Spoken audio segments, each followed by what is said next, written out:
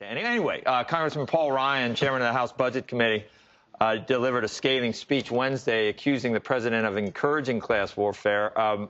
Congressman, it's good to see you. Just yesterday, or the day before, Senator Corker was here, said just flat out, I respect the presidency a lot, but the engendering of a lot of this from the office of the president is probably not a thing to be real proud of. Right. Look, Joe, here's the point I'm trying to make. The administration's policies, they're not working. They're actually backfiring. They're buying us a lost decade, I would argue, and they're moving us closer to a debt crisis. So rather than revisit those policies, try some of the Republican solutions we've offered, the president's gone with this very divisive rhetoric, and that's just going to make matters worse. Politics, but we're in an election year. It's not quite a year, but we're in an election. No, we're not actually. In an election, 14 months. How's that? Well, sure, but you know what we used to say around here is the year before the election is when you get all the legislating done. You get the policies passed. They started the election a long time ago, and so what say sowing social unrest and class resentment, that just makes America weaker, not stronger. Pitting people against each other, preying on emotions of fear and envy, that is not what we do in America. It's antithetical to the American idea of upward mobility. And so I would just say it's going to damage the policies that are already bad enough. The super committee is really important, and we're watching it. We're trying to figure out what's going on. So the Journal's piece today is that Democrats proposed $500 billion in Medicare cuts, $3 trillion over 10 years of total cuts, $1.3 trillion in tax increases. Now, the grand plan with Boehner and the president was $800 billion, and it supposedly fell apart when he wanted another $400 billion. 8 plus 4 is $1.2 billion. So they come back. This is their. So the same type of gamesmanship is happening in the super committee. They come out at $1.3 trillion and when it's rejected by the Republicans, they're going to be able to say it collapsed because the Republicans rejected their $3 trillion in cuts. Don't forget, well, it's not $3 trillion in cuts. It's $1.3 trillion plus another 1.3 or something like that. Don't forget that we have a $1.5 trillion tax increase already coming in 14 months, and this is on top of that. So we're talking about a plan here to raise taxes starting in 14 months by about $3 trillion total tax increases. Look, you're just going to shut down the economy. So it's not a political thing to us. It's an economic growth thing to us. And we just don't think this is good for growth. And look, we have a spending problem, Joe. That's the problem. That's what we want to deal with. We put out a budget that cuts $6 trillion in spending. So I can show you plenty of ways of arriving at saving at least $1.2 trillion in spending cuts.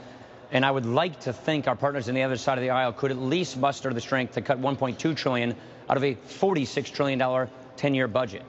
Paul, let me just channel a little Andrew here for a second and say we are growing because the GDP just grew 2.5%. Profits were good. Companies seem to be saying they're hiring. And the stock market's going to be now up for the year. So maybe things aren't as bad. I hope so. Maybe things aren't as bad as some Republicans are making it out to be. Well, I hope so. Usually with a deep recession, you come out with a big bounce. We did that in the 80s. We did that in the 70s. We are, I would say, at stagnant levels of growth. We're not above 3%. We had to create 250,000 jobs every single month for 5 years running just to get back to the pre-recession levels of unemployment. So we are nowhere near where we need to be on growing the economy to create the kinds of growth we need to get people back to work. And I would simply say the policies that are coming out of Washington are making matters much, much worse. Look, we can't control what's going on in Europe, but we can control our federal government policies. They're not working. They're backfiring. And so what's worse than that, to me, is this new rhetoric that is designed to pit people against each other, to speak to people's darker emotions of fear, envy, and resentment. This is an opportunity society. We believe in upward mobility in America. We want to clear the hurdles away to make it easier for people to rise.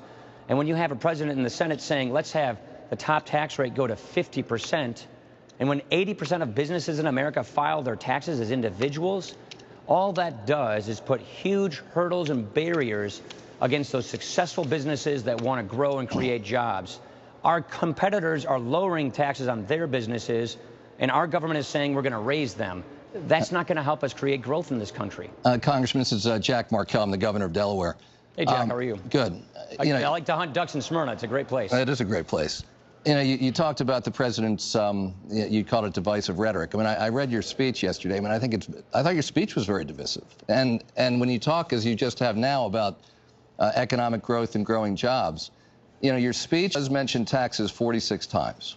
It doesn't mention schools once. It doesn't mention education once. I don't know if you heard the earlier interview with Walter Isaacson and talking about Steve Jobs, who said that, you know, his challenge in terms of putting more people to work in this country, he didn't mention taxes. He mentioned education. He mentioned making sure we have enough engineers. He talked about the need for immigration reform. We just had Ellen Kuhlman on from DuPont, who didn't mention taxes. She talked about having a skilled workforce. And I mean, I think taxes are important, but there's a lot more to it than that. And I'm not hearing a lot from your folks about the importance of having a great workforce, great schools, and I think when we talk about mobility, that's as important as anything else. Well, we don't know each other, so you probably don't know the things I've done. Our budget called for consolidating the 49 different job training programs into career scholarships so people can go back to school to get job training skills to go to work. We agree with lifting the H-1B visa cap. There are so many other things that we've already proposed that are sitting over in the Senate that address these issues. But since you're a governor, you'll probably well know that only 6 cents on the education dollar comes from Washington. Right. 94 cents come from state and local government. It's their primary responsibility. And we believe in innovative local control and reforms to get the education system moving. We don't want to federalize the education curriculum and provide more stasis in our education system. But this was a speech about taxes in large part because it is the venue through which they're using this class warfare rhetoric, which is extremely divisive. This notion that we should tax and redistribute toward prosperity has been tried so many times in so many different countries, and it just doesn't work. We should be focused not on worrying about wealthy people. I'm not worried about them. I'm worried about people who are not wealthy, who want to get up, make something of themselves, rise, succeed, create businesses, go to work, and have a life that they want. Well, so to me, it is about removing the barriers to upward mobility. This rhetoric, these policies add new barriers toward upward mobility. Well, we certainly ought to be focused on building a strong middle class. But my experience in the state of Delaware, talking to hundreds and hundreds of CEOs, is they are so much more focused on schools and quality of life and responsive government. Taxes are important, no doubt, but it's just one issue amongst many. What CEOs tell me is it's the uncertainty that's killing them. Uncertainty in regulations, on debt, on taxes. They don't know what their tax rates are going to be in 14 months. They have so many you have 219 new regulations coming out costing over $100 million each. So it's the policy uncertainty that is killing businesses and just chilling economic growth in this country and job creation. That's what the CEOs in Wisconsin are telling me. Chairman, you talk about uncertainty, and we think about Washington and all the uncertainty that supposedly was created over the summer when there was a debate that was in the public that was going on. In the past month and a half, the super committee, we've heard very little. And if you look at what's happened in the markets, they've actually gone up in part because while there's been uncertainty in Europe, we haven't felt that same uncertainty coming out of Washington. Can you speak to that?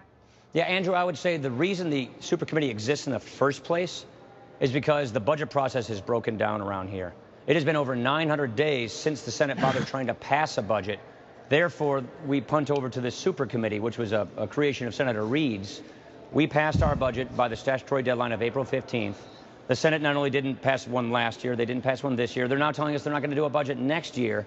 And so that means our government's been going without a budget for 2 years.